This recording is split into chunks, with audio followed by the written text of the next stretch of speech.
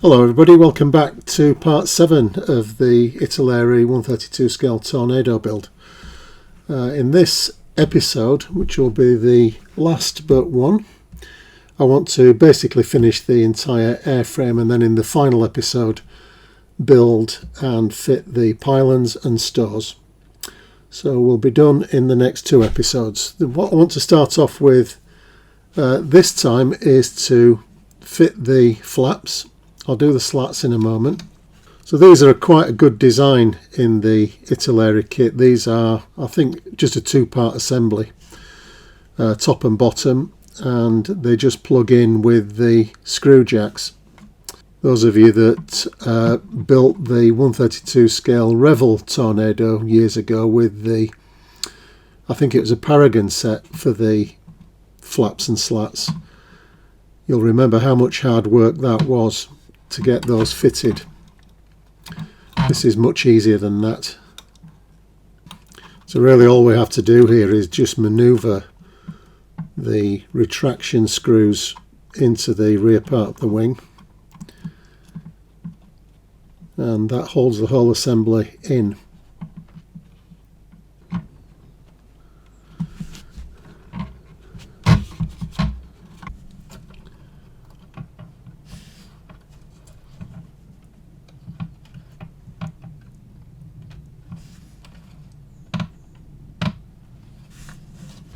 So that's done, a nice simple job to start with. Next up we'll sort the slats out. These are a bit more complicated because they've got separate screws on them, so they'll take a little bit more work. So these are the slats ready to fit, and you could make life easy by just gluing them on like that in the retracted position, but we're going to have them extended, which means that we've got to fit 6 brackets, if you like, and 4 screw jacks as well. So the way that I'm going to do this is to fit the brackets first, and then what I'll try to do is squeeze the jacks in afterwards. I think it's just going to be asking too much to get all those parts lined up. There'll be 10 individual pieces to get perfectly straight so that they fit into the locating holes in the slat. So we'll do it step by step. These are the brackets. They're all individually sized,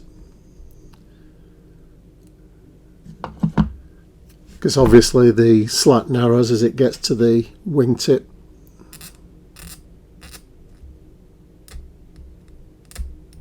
There's quite a prominent mould seam down these brackets which I'm removing. I don't want that to show on the finished model.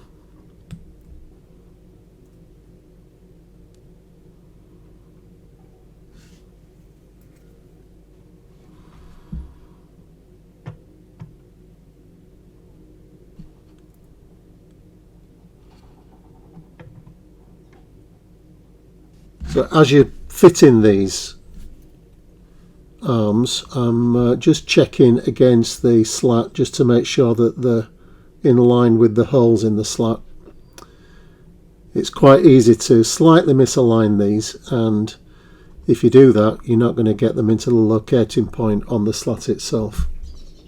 The other thing to check is along the wing, just to make sure that they're all at the same height. So this is quite a tricky step.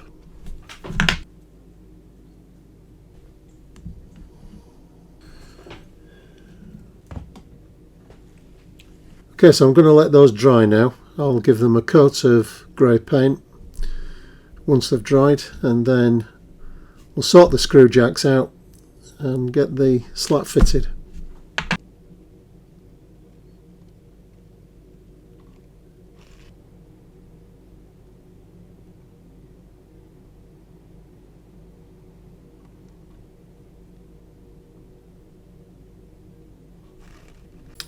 Right, so the slats are put together now, and I've fitted the retraction jacks, the screws, onto the slat, and we've got the arms on the wing. So hopefully that should go together. Now what I'm going to have to do is just apply some glue to the arms I'm not going to glue the jacks. They go into a large hole, so they're not going to structurally support the slat anyway.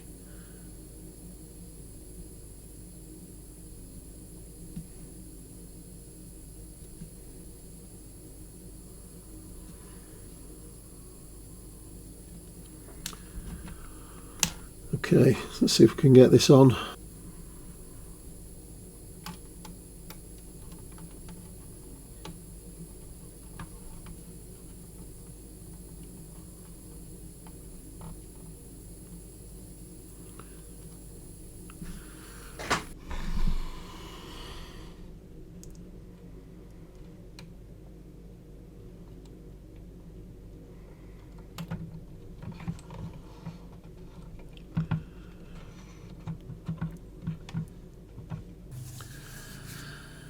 Okay, I'm moving on to complete the underside now, and the next job is the main undercarriage doors.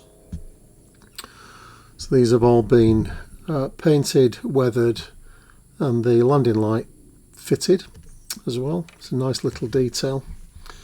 The fit of these is actually quite positive, and we've got this retraction jack as well to make them even more secure.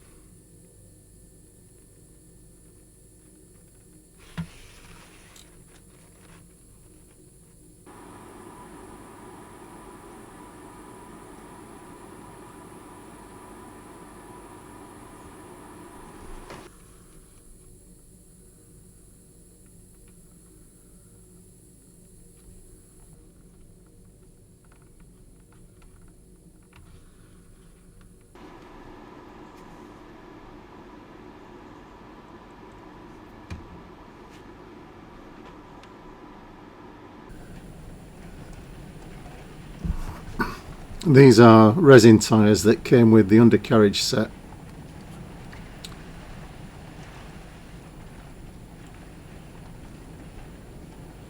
Well, I've got some flats on these, so as soon as I've got all 4 tyres on the model, we'll get it sitting on the bench, make sure that they're aligned properly. The tyres in the kit are vinyl. I understand from a friend of mine that they look pretty good actually when they're painted. The thing that I worry about with vinyl tyres is whether or not they're durable over time. I have heard stories of them deteriorating and cracking.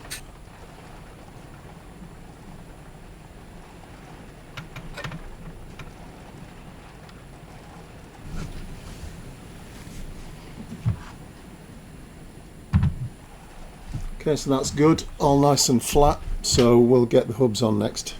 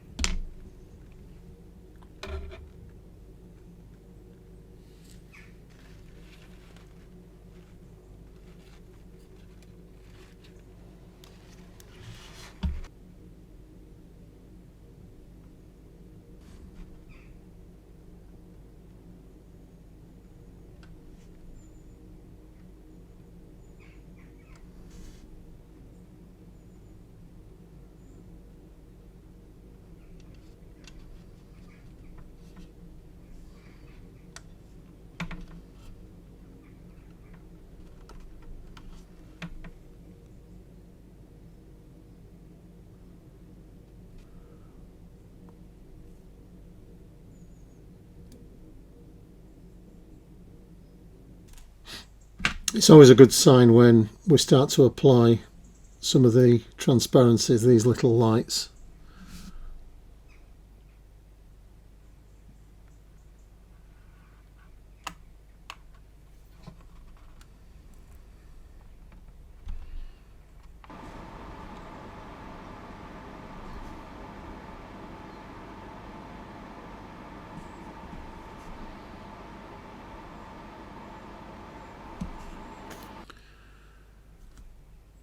Okay, so I think that's the underside done. I've just got one antenna to fit underneath on the nose, but I'm going to leave that. It's going to be too vulnerable at the moment.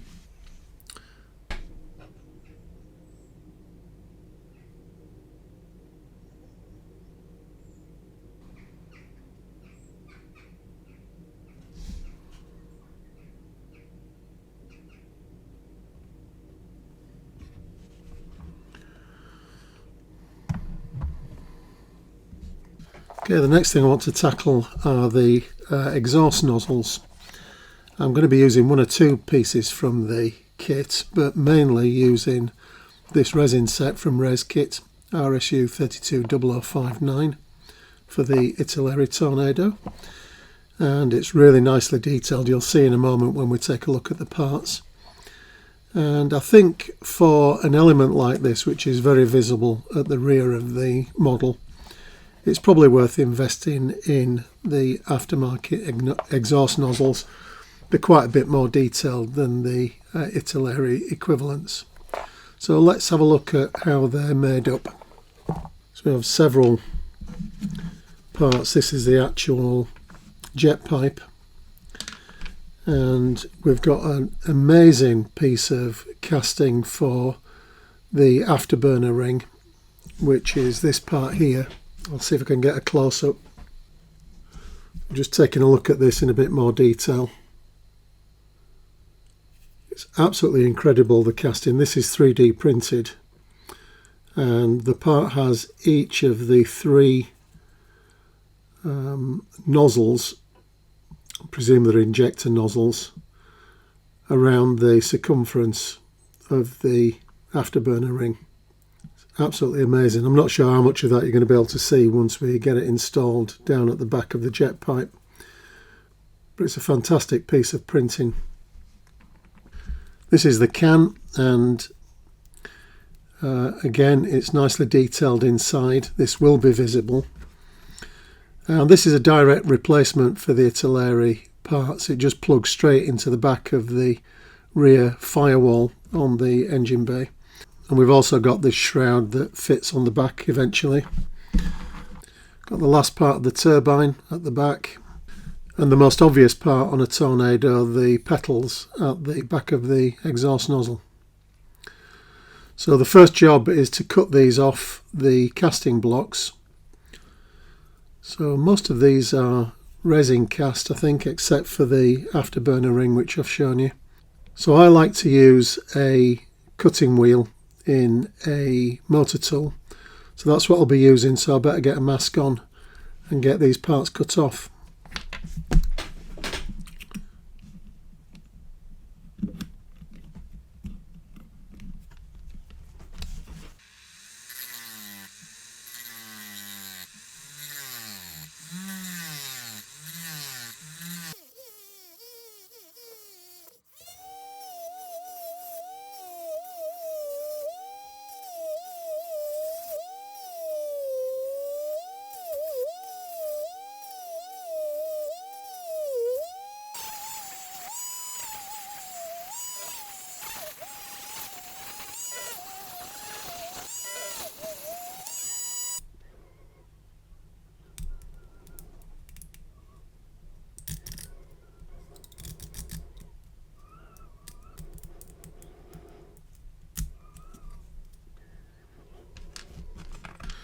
Now, because this part's so delicate, I'm going to leave it on its block to paint.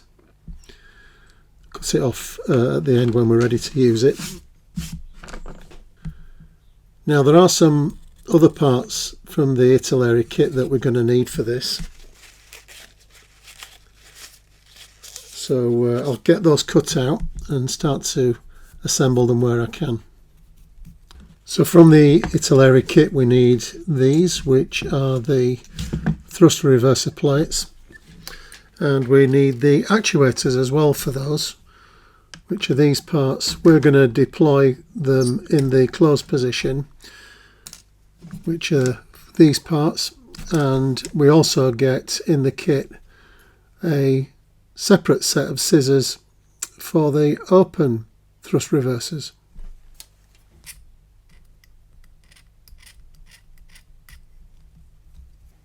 So the actuators fit onto the side of the cans, and these parts are handed. The attachment point's slightly offset, so you need to get that the right way around.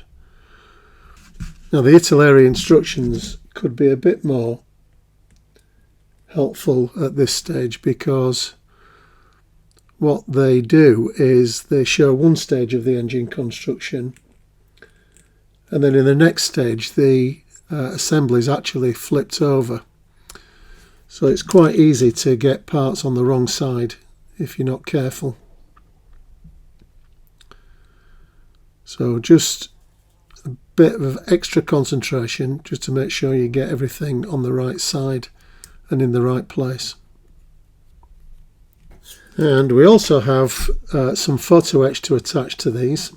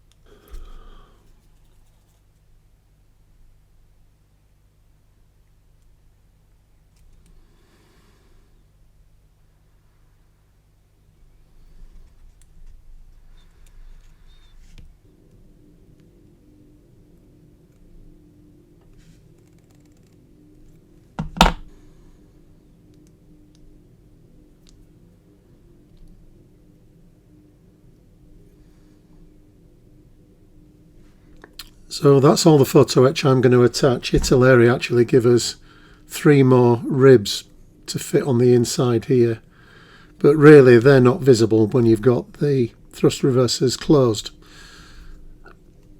But obviously they'd add a nice detail if you've got them open.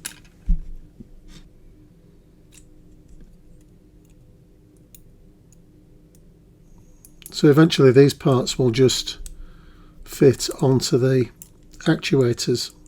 Some very precise locations for them. So you can see now how the mechanism worked.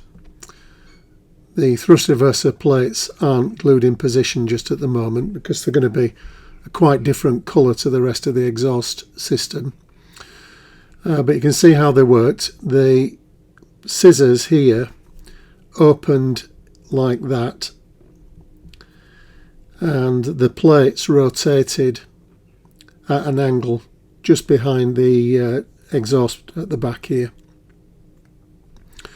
And what that did was it just deflected the thrust forwards, and that's why you got the characteristic soot staining on the fin of a Tornado, because it blew the jet exhaust gases forwards onto the lower part of the fin. So that's the assembly ready for some paint. Now I'm going to be using some AK paints, some AK metal colours for these assemblies. So the first thing we're going to have to do is do some black basing with a gloss black. So I'll get over to the paint booth and get those done.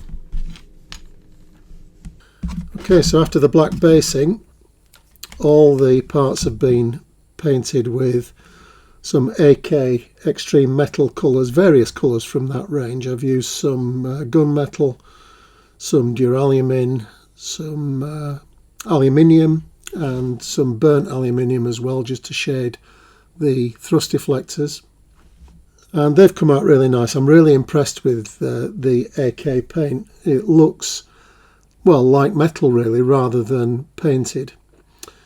So they'll look nice when they're fitted. This is what we're aiming for. This is the starboard engine ready to go onto the aircraft. So we'll put the port one together now, starting with the turbine. There are keys on all these parts to align them.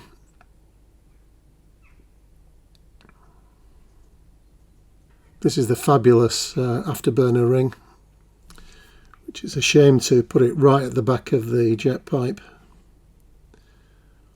but that's where it's going to go.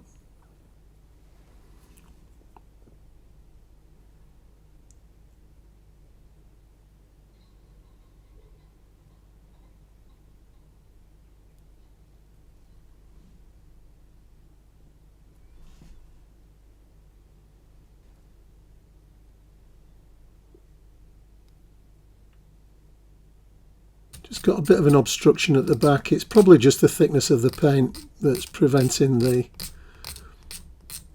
piece from dropping in nicely. And the thing with these delicate parts is you just can't put any pressure on them. Any force will break them.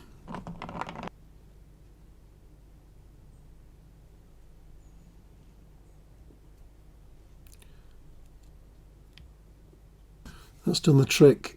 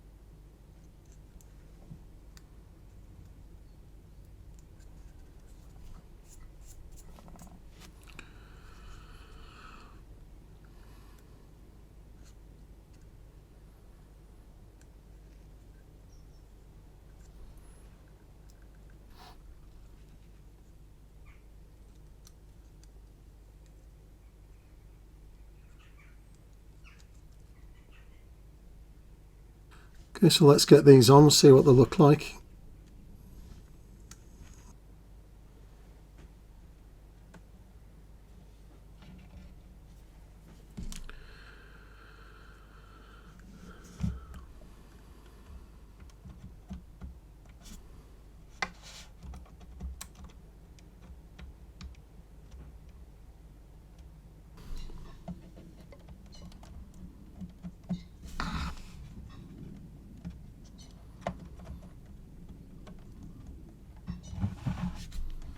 Okay, stabilizers and fin on next.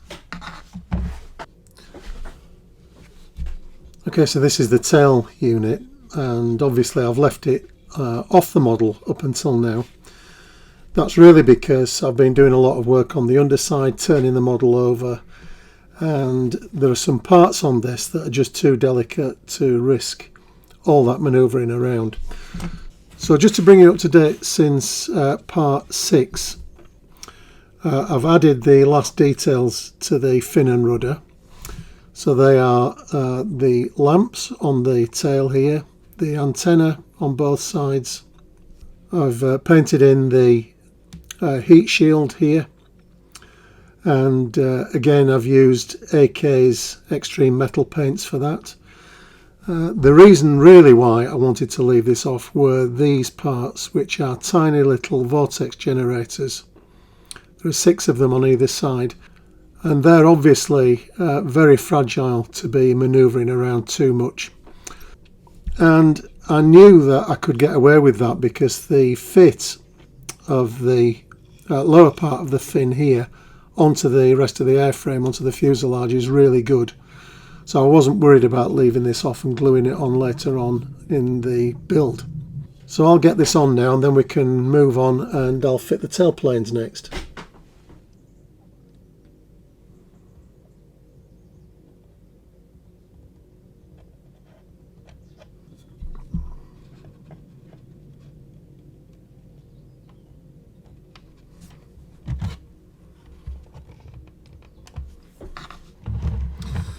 You'll notice here that I've taken off the top thrust deflectors, and that's so that I can get a little bit better fit of them.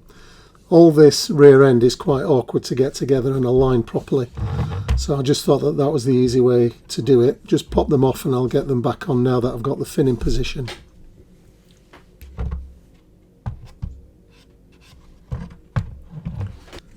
The last job for this episode is the refueling probe. Now Italeri give us the option of building this in the retracted or the extended position. We're going for retracted.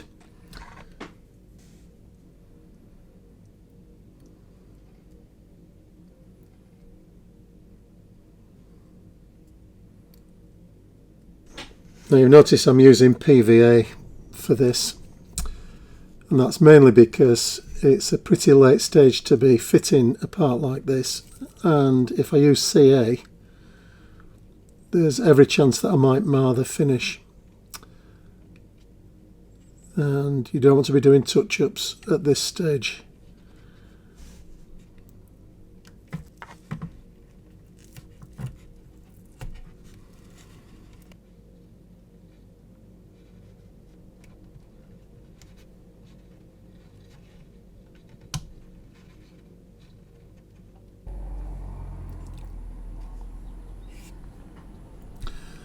Just to finish the cockpit off before we put the canopy on, we've got this, which is an aftermarket replacement for the kit parts.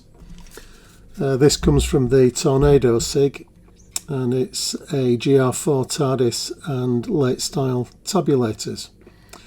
Our aircraft was 2013, so it's a late GR4, very late GR4. So this accurately represents the aircraft at the end of its career. I have made some additions to it, so we've got some acetate screens. I've just painted those in clear green on the reverse side and just dropped them in. That makes an improvement. And I've also added some more cables to the back of the tabulators. The TARDIS in the title was a Tornado Advanced Radar Display and Information System, and this was for the rear crew member, so it just sits behind the pilot's seat and just drops in. I say it just drops in. I did do some modifications to the cockpit surround just to make sure that that will come in to position properly. So that just finishes the cockpit off nicely. It's a nice detail, and as I say, it makes the Italeri kit accurate. I'm going to call it time for this episode. There's not much to do now. Next time we've just got one or two final bits to do on the airframe. The navigation lights are there to do, a couple of antenna, but that's it. The canopy is a fairly big job. But the main part of part 8 will be the pylons and the underwing stores. So that'll see the finish to the build, and I'll be aiming to get that done in the next couple of weeks before Telford. I'll take this down to Telford with me. So I hope that's been useful for those of you that are building the kit, and hope to see you next time for that last part of the build. In the meantime, look after yourselves, everybody. See you soon. Bye for now.